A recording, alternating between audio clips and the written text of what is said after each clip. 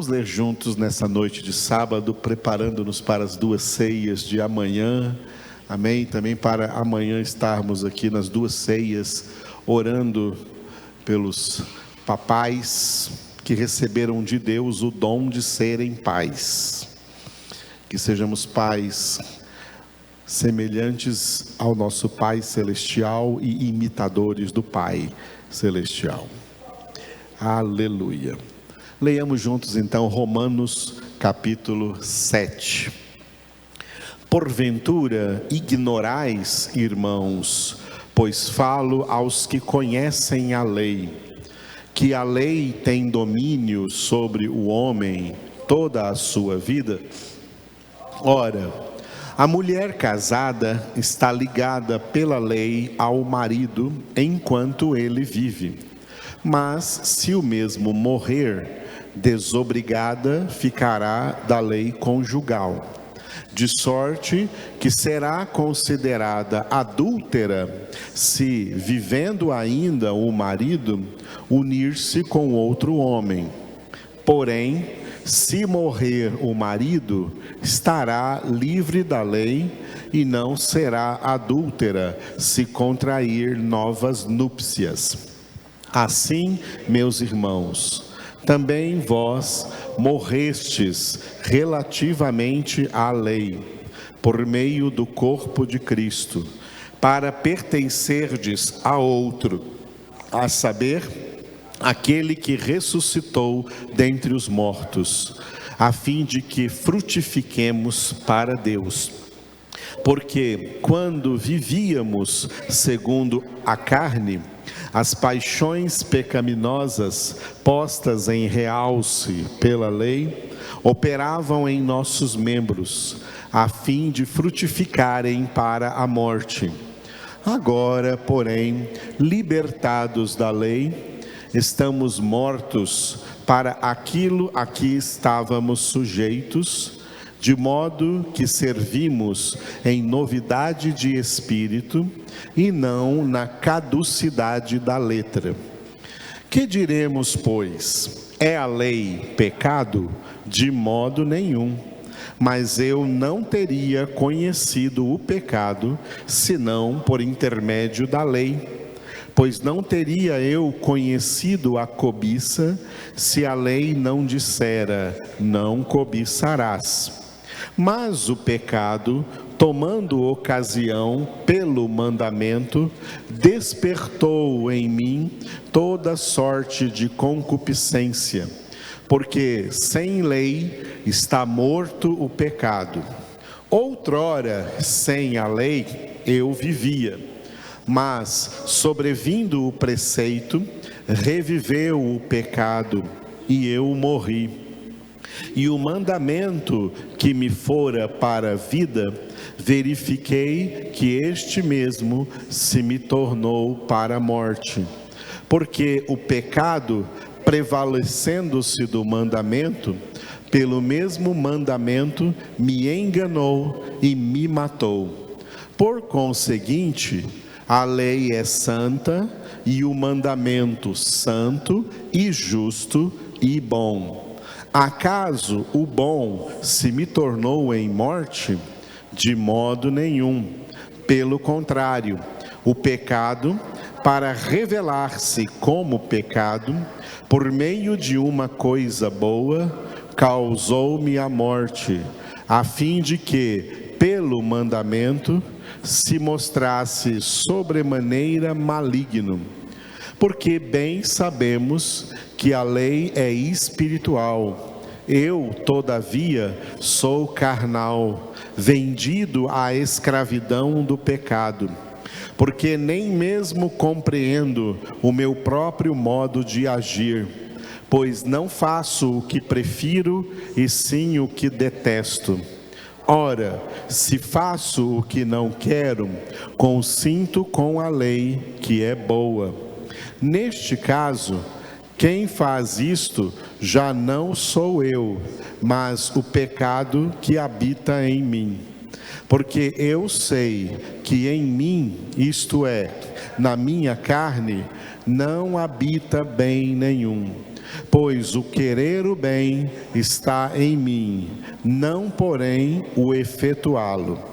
Porque não faço o bem que prefiro, mas o mal que não quero, esse faço. Mas se eu faço o que não quero, já não sou eu quem o faz, e sim o pecado que habita em mim. Então, ao querer fazer o bem, encontro a lei de que o mal reside em mim. Porque no tocante ao homem interior, tenho prazer na lei de Deus. Mas vejo nos meus membros outra lei, que guerreando contra a lei da minha mente, me faz prisioneiro da lei do pecado que está nos meus membros. Desventurado homem que sou, quem me livrará do corpo desta morte? Graças a Deus por Jesus Cristo, nosso Senhor, de maneira que eu, de mim mesmo, com a mente, sou escravo da lei de Deus, mas segundo a carne, da lei do pecado. Muito bem, hoje aqui com Romanos capítulo de número 7, nós vamos meditar nesse tema, repita depois de mim aí, luta interior. Aleluia, Deus está nos levando esses dias a nos falar da luta, a nos falar da guerra espiritual. Domingo passado, no nosso boletim, na congregação das 18 horas, domingo passado, no boletim, falamos sobre a guerra espiritual. E se você lembrar, lá no boletim eu coloquei que essa guerra espiritual ocorre em duas frentes. A frente de batalha interna, ou seja, o que vamos ver hoje, a luta interior. E a externa, por incrível que pareça, a externa é mais fácil, a guerra externa é mais fácil. A mais difícil é essa que nós vamos ver hoje aqui, a luta interna, que é uma luta aqui dentro de nós. A gente lê aqui Paulo travando essa luta, quase que dá, milênios depois que Paulo escreveu essa carta, quase que dá para sentir aqui as emoções dele, os sentimentos dele lutando nessa luta. É a luta interna.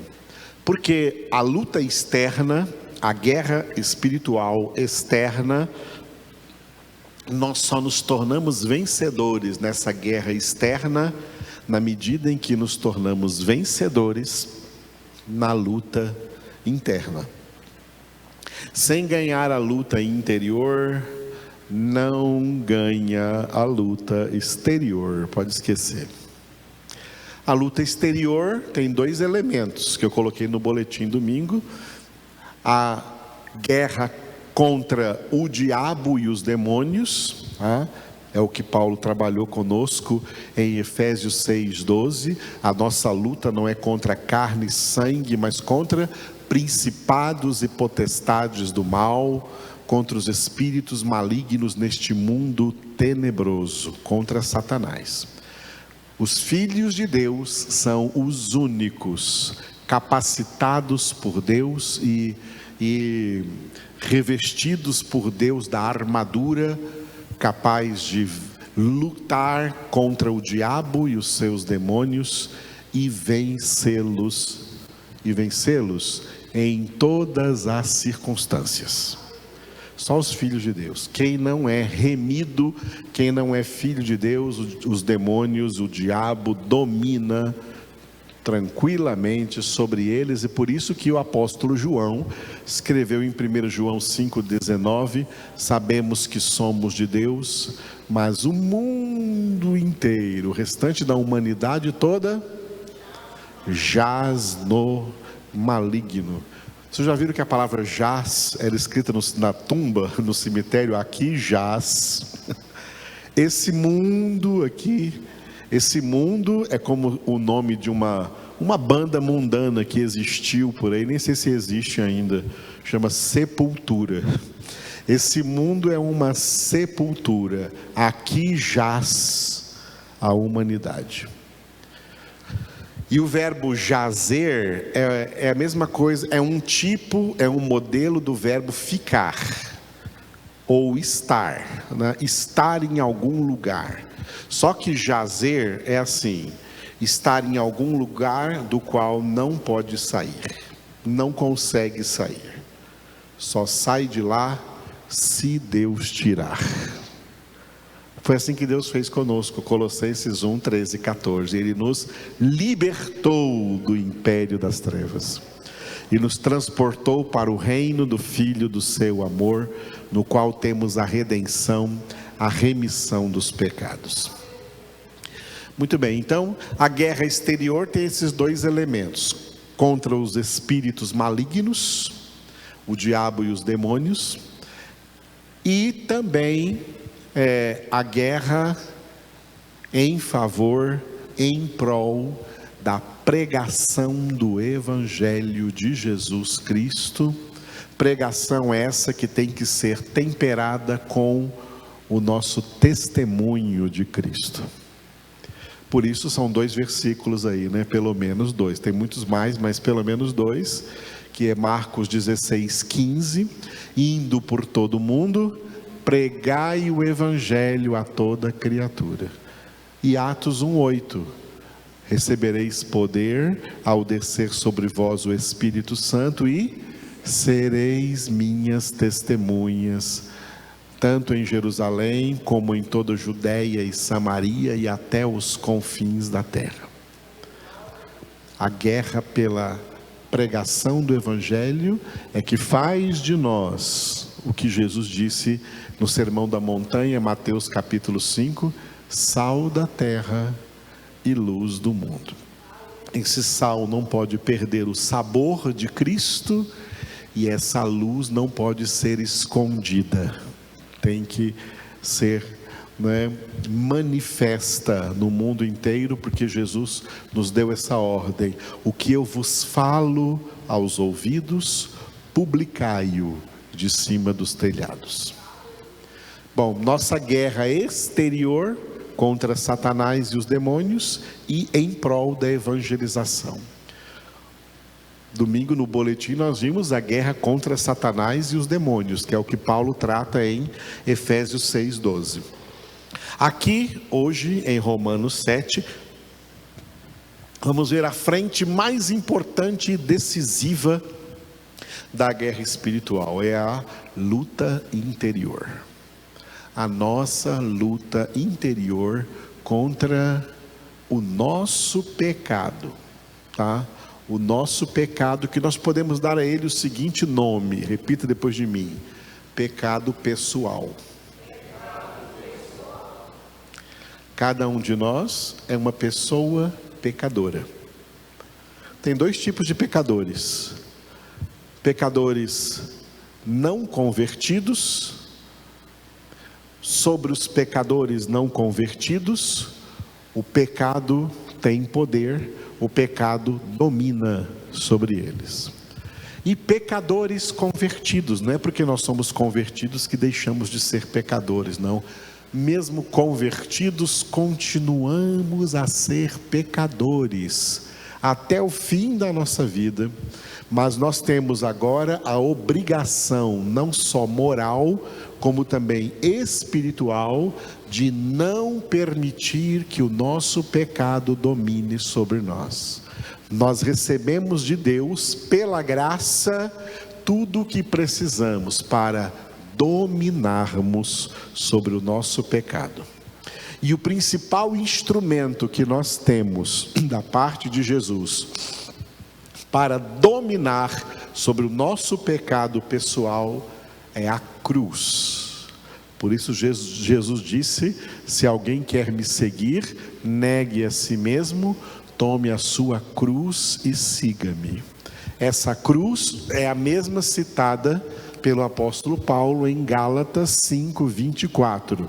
Os que são de Cristo Jesus crucificaram a carne com suas paixões e concupiscências. A cruz é o instrumento repressor que nós temos que usar para reprimir o nosso pecado pessoal.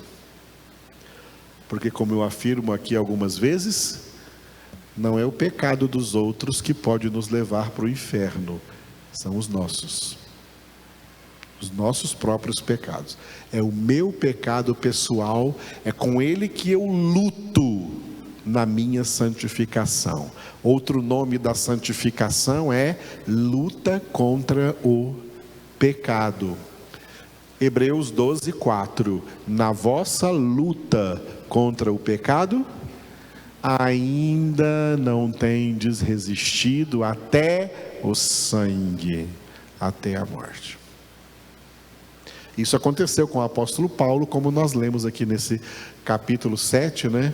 Que ele chega a dizer no versículo 24 essa palavra intrigante, né? Ele fala assim, ó: depois de conhecer Jesus, depois de ter o Espírito Santo, depois de ser um homem convertido, ele ainda diz assim: desventurado homem que sou. Tem traduções que coloca a palavra verdadeira que foi escrita aí, que é miserável homem que sou. Viu? Esse vaso é de barro, não vale nada.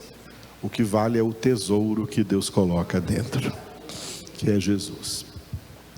Então, esse é um tema muito importante e que deve fazer parte das nossas meditações, né, diuturnas da palavra de Deus, e que é justo fazer parte também das nossas congregações. Diga de novo: luta interior. Lemos o capítulo 7 e vamos localizá-lo aí dentro de Romanos, né? O capítulo 7 está dentro desse bloco aí, formado por 3 capítulos, os de 6 a 8, o 6, o 7 e o 8, cujo título é, diga, Vencendo o Pecado. Aleluia.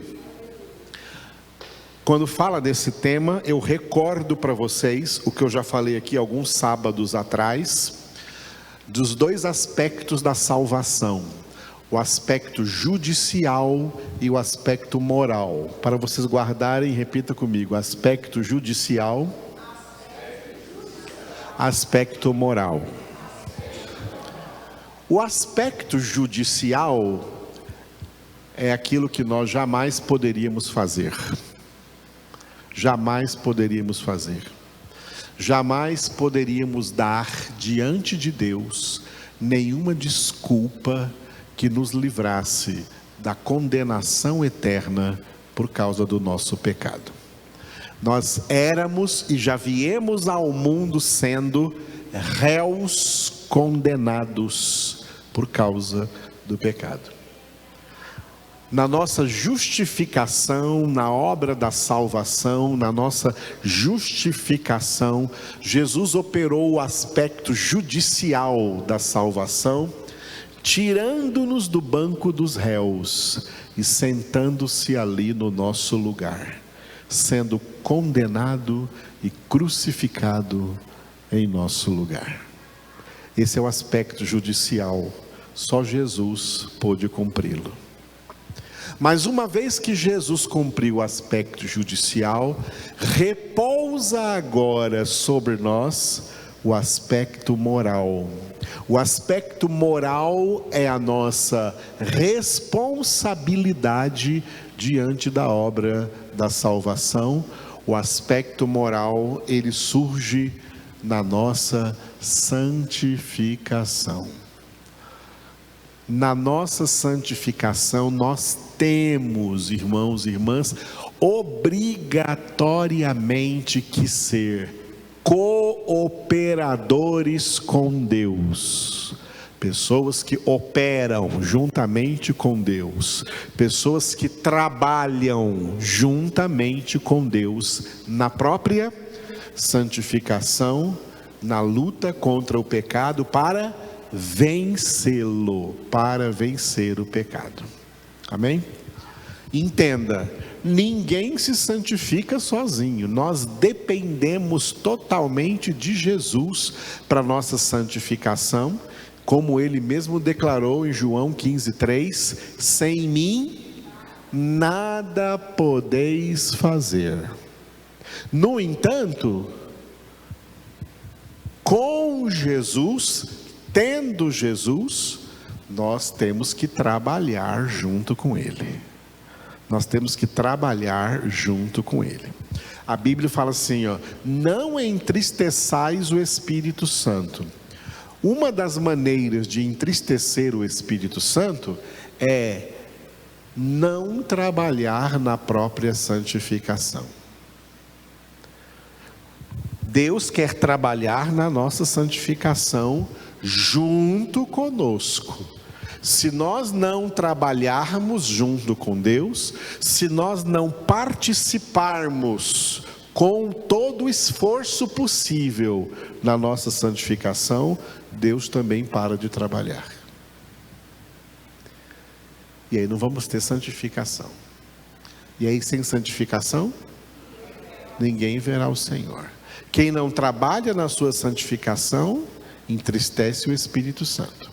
E se continuar não trabalhando na sua santificação, apaga o Espírito Santo. 1 Tessalonicenses 5 está escrito: não apagueis o Espírito. E se apagar o Espírito, isso é pecado sem perdão. Isso é apostasia. Tudo porque não quis trabalhar na santificação. Não quis empregar esforço para trabalhar junto com Deus no aspecto moral da salvação, que é a santificação. Foi por isso que Jesus disse em Mateus capítulo 11, versículo 12, que o reino dos céus é conquistado por esforço, e os que se esforçam o conquistam. Sabendo que no nosso esforço o Senhor está agindo conosco. Se o Senhor não agisse conosco, não adiantaria esforço algum. Mas o Senhor quer que nós nos esforcemos junto com Ele na nossa santificação. Aleluia. Todos os dias você deve falar com Jesus assim: Jesus, vamos juntos, o Senhor e eu, santificando a minha vida, trabalhando na minha santificação. E é nesse processo de santificação que nós vamos nos tornando mais que vencedores, especialmente sobre o pior inimigo, o nosso pecado. Aleluia. Sobre o nosso, contra o nosso pecado. Glória a Deus. Ainda que o Espírito de Deus está me lembrando uma coisa aqui que eu preciso colocar para você sobre essa questão de pecado aqui. Eu ouvi uma história engraçada de um pastor que foi pregar numa igreja, né? Aí quando ele pegou no microfone para pregar, ele falou assim: irmãos, quando eu cheguei aqui na igreja, né, eu vi o diabo aqui sentado aí junto com vocês. E o diabo estava triste, o diabo estava chorando, o diabo estava em lágrimas. Eu perguntei: Satanás, por que você está assim tão triste? Aí ele falou: é por causa desses crentes aqui, ó. Esses crentes aqui, eles cometem os pecados deles e acham que o culpado sou eu. Eu estou muito triste, os culpados são eles. Interessante essa história, né? Sabe por quê? Olha, amados, o pecado é pior, 1000 vezes pior do que o diabo e todos os demônios. Sabia? Satanás infectou a humanidade com o pecado. Só que o pecado com que ele infectou a humanidade é algo pior do que ele. Pior do que ele. O pecado tornou os homens capazes de fazer coisas que até o diabo duvida. É o homem fazendo. Às vezes você vê assim: poxa, aquela pessoa ali, olha o que ela está fazendo, só pode estar possuída. Não, não é que ela está possuída, é que ela está pecando. O pecado é pior do que o diabo. O diabo, você dá uma ordem em nome de Jesus e o expulsa. Dá uma ordem em nome de Jesus ao seu pecado e vê se ele vai embora. Ele continua aí, até a sua morte.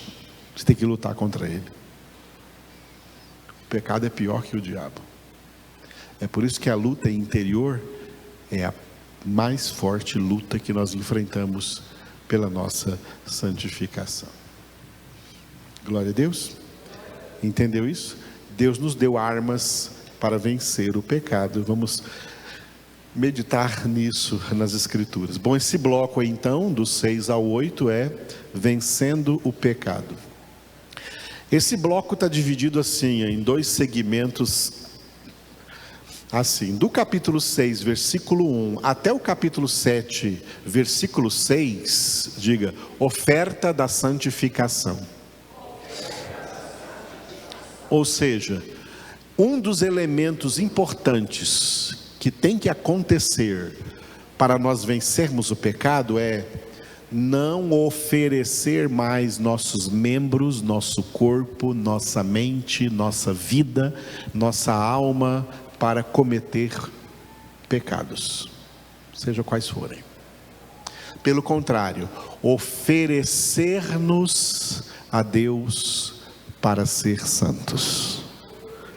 É isso que Paulo resumiu em Romanos 12, 1, né? Eu vos rogo que apresenteis ou ofereçais a Deus o vosso corpo por sacrifício vivo, santo e agradável a Deus. Essa é a oferta da santificação. Eu me ofereço, eu me entrego a Ti, Senhor, para a realização da obra da santificação na minha vida. Amém? Glória a Deus. A minha boca e a minha língua está querendo se oferecer, a minha língua, a minha boca, membros do meu corpo, querendo se oferecer para contar alguma mentira para alguém. Opa, não, eu ofereço a minha boca e a minha língua só para dizer a verdade. Não vai sair mentira daqui mais. Os meus olhos querem me levar mediante a concupiscência dos olhos, tá? A desejar coisas ou pessoas que não devo. O que eu tenho que fazer? O que Jó fez. Olha o que Jó fez. Fiz uma aliança com os meus olhos.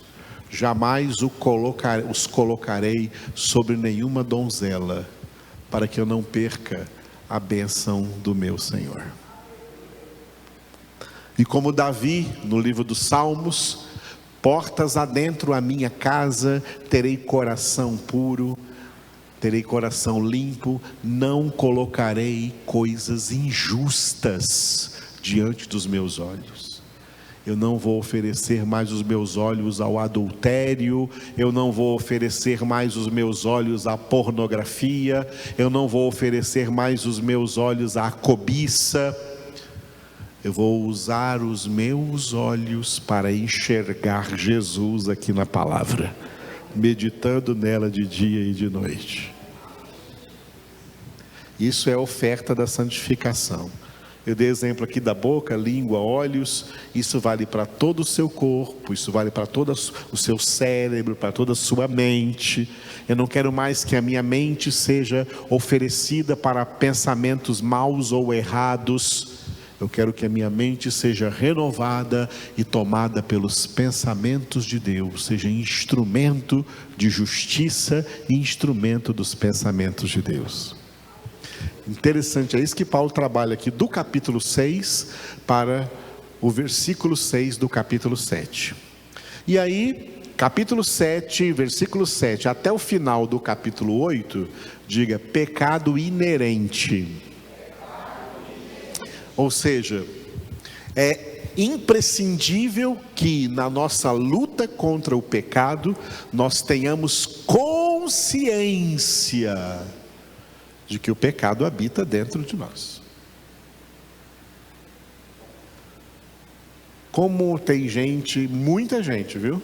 Muita gente por aí se auto-enganando. Quando diz, não, eu não tenho nenhum pecado, não, eu sou uma pessoa muito boa, eu não tenho pecado nenhum. Quanta gente tem por aí desse jeito? Por isso que a primeira coisa que o Espírito Santo faz quando chega numa vida é convencer de pecado. É convencer de pecado. Você tem pecado, sim. Tem pecado dentro de nós. E a nossa luta interna, nossa luta interior é mais forte do que as lutas exteriores. Muito bem, esse primeiro segmento aí, a oferta da santificação, ele está dividido assim, o capítulo 6 todinho, que nós lemos sábado passado, diga, mortos ao pecado. Paulo escreveu isso aqui para nós nos considerarmos mortos ao pecado. Então a nossa alma quer pecar. A gente diz para ela assim, não, eu não posso fazer isso que eu estou morto. Eu estou morto ao pecado. Não posso fazer mais isso. Na hora de pecar, considere que você está dentro de um caixão. Você não faz nada. Você não faz nada, você está inerte. Para que os primeiros 6 versículos do capítulo 7 diga, viver em Cristo. Por isso Paulo disse, esse meu viver, Gálatas 2:20, esse meu viver aqui na carne, nesse corpo agora, esse meu viver aqui, eu vivo pela fé. Alguém peca pela fé? Não, pecado é falta de fé, pecado é o contrário de fé, pecado é incredulidade. Viver pela fé é viver sem pecado, deixando a prática do pecado. E o outro segmento agora, que é o pecado inerente, tá? Que vai do 7:7 até o 8 completamente, semana que vem vai ser o 8. O 8, capítulo 8 de Romanos é um tratado de espiritualidade, viu? Tanto que anos atrás nós tivemos 39 boletins, já passamos por Romanos inteiro, né? Mas o capítulo 8 nós até fizemos boletins durante 39 meses, que coisa, hein? 39 meses, fizemos boletins aí, cada mês, cada primeiro domingo do mês, um versículo de Romanos 8. Bom, o 7, que vai do 7 ao 25, aí terminando o capítulo 7, que nós lemos hoje, traz esse título aí, diga, mal residente. O mal que reside em nós. Não tenha medo de dizer que tem um mal que mora em você, porque o mal que mora em você, o mal que mora em mim, não é o diabo, não é nenhum demônio mora em nós. Aleluia. Quem mora em nós é o Senhor. Mas o mal que ainda reside em nós é o pecado, contra o qual nós temos que lutar até a morte. Essa é a consciência que tomamos aqui em Romanos 7. E aí vem, é como se fosse assim, ó, o Romanos 7 coloca um problema. Temos um mal morando em nós, o pecado. O Romanos 8 coloca a solução do problema. Para vencer o pecado, eu tenho que ter, diga, vida no Espírito. Vida no Espírito é vida espiritual, tá? Vida cheia do Espírito Santo, vida conduzida pelo Espírito Santo de Deus.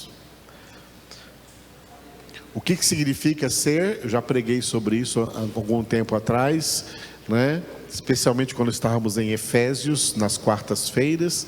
O que significa ser uma pessoa cheia do Espírito Santo? Tá? Tem gente por aí que pensa que ser cheio do Espírito é ficar pulando, pular no Espírito. Tem gente que pensa que ser cheio do Espírito é cair no chão, cair no Espírito. Nada disso.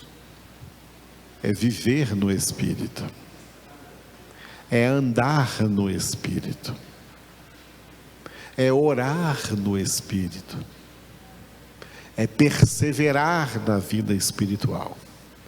Por isso, a pessoa cheia do Espírito Santo, ela é 3 coisas, que resume tudo, o que significa ser uma pessoa cheia do Espírito Santo. Ser cheio do Espírito Santo é ser constantemente controlado, guiado e fortalecido pelo Espírito Santo. Controlado, guiado e fortalecido pelo Espírito Santo. Guiado a toda a verdade. João 16:13. O Espírito Santo é o Espírito da verdade que nos guia a toda a verdade. Controlados pelo Espírito Santo, pela produção do fruto. O amor controla para vencermos o ódio, a raiva, a mágoa, o ressentimento. A alegria nos controla para vencermos toda tristeza, toda depressão, todo abatimento de alma. A paz nos controla para sermos pacificadores, não estarmos em nenhum conflito, em nenhuma revolta, estamos em paz com Deus, Cristo é a nossa paz. A longanimidade nos controla para termos paciência com tudo e em tudo e com todos. E assim por diante, a bondade, a benignidade, a fé, a mansidão, o domínio próprio. Ele nos controla. A pessoa controlada pelo Espírito é a pessoa que frutifica com o fruto do Espírito. E pessoas fortalecidas pelo Espírito são pessoas armadas com toda a armadura de Deus, de Efésios capítulo 6, com as armas de defesa e as armas de ataque. A armadura de Deus, revestivos, sede fortalecidos no Senhor e na força do seu poder, revestivos de toda a armadura de Deus. Pessoas cheias do Espírito Santo, portanto, são pessoas guiadas, constantemente guiadas, controladas e fortalecidas pelo Espírito.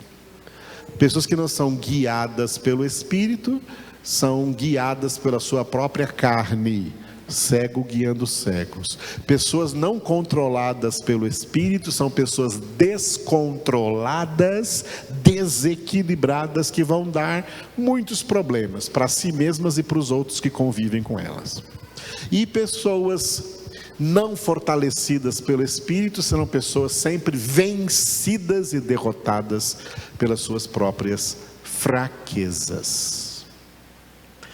Então é muito importante o que vamos ver semana que vem. Diga de novo, vida no Espírito.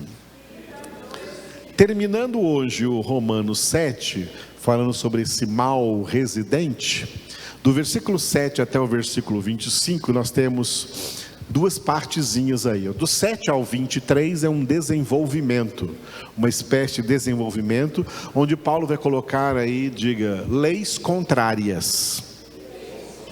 Daqui a pouco vamos ver no versículo que eu escolhi aqui, tá? Essas são 2 leis, tem 2 leis operando em nós que somos de Deus. Quem não é de Deus tem uma lei só operando neles. Quem é de Deus tem 2 leis operando neles, 2 leis que são contrárias, uma ao contrário da outra. E por causa disso, né, surge esse conflito interno, que fez com que o apóstolo Paulo dissesse aqui, né, versículos 24 e 25, diga, desventurado o homem. Muito bem.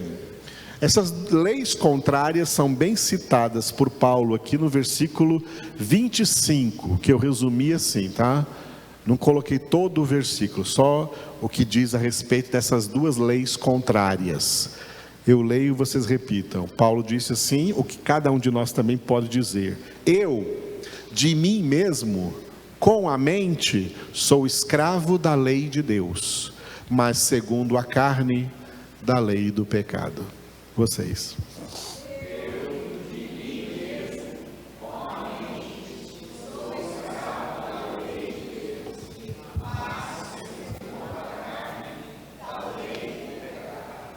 Olha, esse é o conflito interno que nós temos, nós que somos de Deus. Quem não é de Deus não está nem aí não, ele só tem a lei do pecado, tá?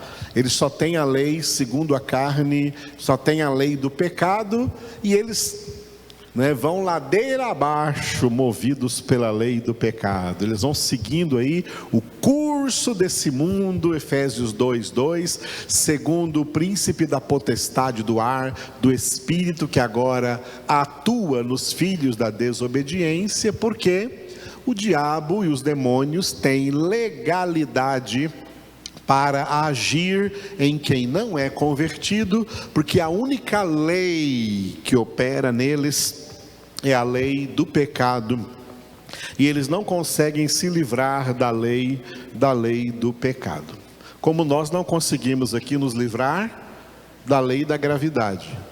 Você consegue se livrar da lei da gravidade aí? Vai, liberta um pouco aí, vai, liberta aí, liberte-se, irmão, liberte-se da lei da gravidade aí, vai, liberte-se aí, vai dar uma flutuada ali até lá em cima, você consegue?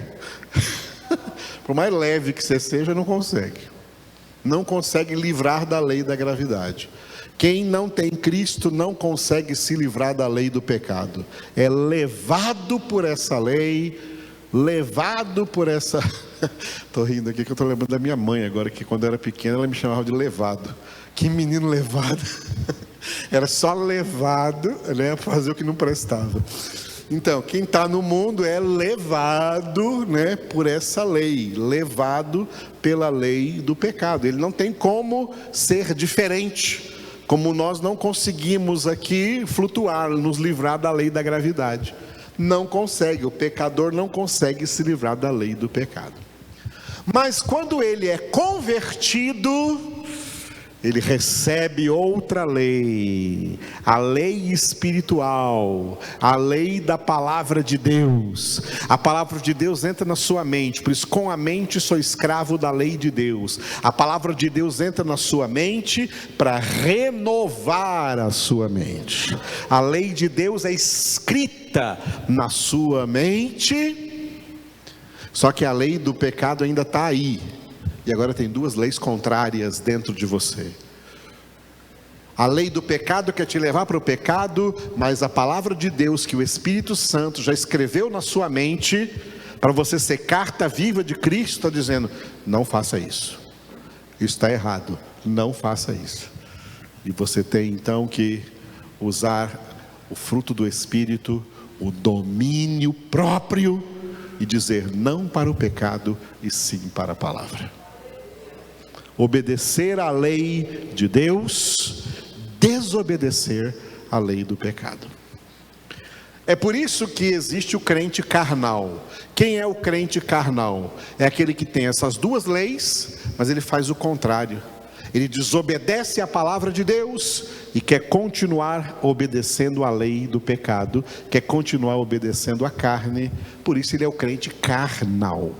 O homem espiritual reprime a lei do pecado dentro dele, reprime a carne pela cruz da obediência e da santificação, porque ele entende que Jesus é melhor, que Deus é melhor, que vida eterna é melhor, que salvação é melhor, que ser de Deus é melhor, que obedecer a Deus é melhor, que viver para Deus é melhor, que servir a Deus é melhor.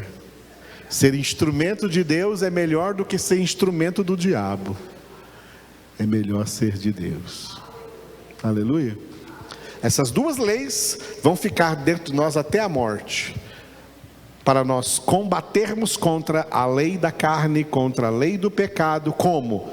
Usando a lei de Deus, usando a palavra de Deus, meditando nela de dia e de noite, praticando a palavra, obedecendo a palavra para edificar a nossa vida espiritual sobre a rocha. E aí podem vir as chuvas, os ventos, as enchentes e dar com ímpeto contra essa casa, mas ela não vai cair, porque está edificada sobre a rocha, porque Jesus está cumprindo o que ele prometeu em Mateus 16:18, sobre esta pedra edificarei a minha igreja, e as portas do inferno não prevalecerão contra ela. permaneça na palavra. 2 Timóteo 2,15. Teve um dia para trás aí que eu estava vendo a minha pregação. Eu vejo todas as minhas pregações, viu? E eu falei 1 Timóteo 2,15. 2 Timóteo 2,15. Corrigindo então.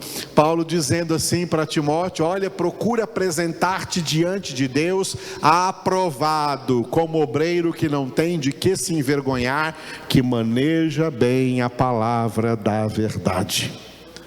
Manejar bem a palavra da verdade é viver bem a palavra, é praticar bem a palavra, é obedecer bem a palavra. Esse é que é aprovado diante de Deus. Aleluia.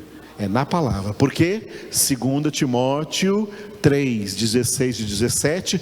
Toda a escritura é inspirada por Deus e útil para o ensino, para a correção, para a repreensão, para a formação na justiça. Por ela o homem de Deus se torna perfeito e perfeitamente capacitado para toda boa obra. É a palavra de Deus que nos forma filhos de Deus. É a palavra de Deus que nos transforma. É a palavra de Deus quem opera em nós a santificação. Por isso Jesus orou por nós: santifica-os, Pai, na verdade. A tua palavra é a verdade. A palavra é a lei de Deus, renovando a minha mente. E é a ela que eu tenho que obedecer. Eu não tenho que obedecer mais à lei do pecado que opera, que habita na minha alma, que habita na minha carne. Eu tenho que crucificá-la. Repetindo de novo, Gálatas 5:24. Os que são de Cristo Jesus crucificaram a carne com suas paixões e concupiscências. Aleluia. As duas ceias que teremos amanhã é Jesus dizendo para nós assim: olha, eu ofereço para vocês a minha palavra. Ela é o alimento que vocês vão cear. Ela é o meu alimento que vão fortalecer vocês na luta interior, na luta contra o pecado. Só que a palavra de Deus tem essas duas dimensões, que é ouvir e praticar. Ouvir e praticar, que significa receber e obedecer. Receber e obedecer. Se só receber e não obedecer, nada feito, edifica sobre a areia. Receber e obedecer, edifica sobre a rocha. E esses aqui vão morar no céu.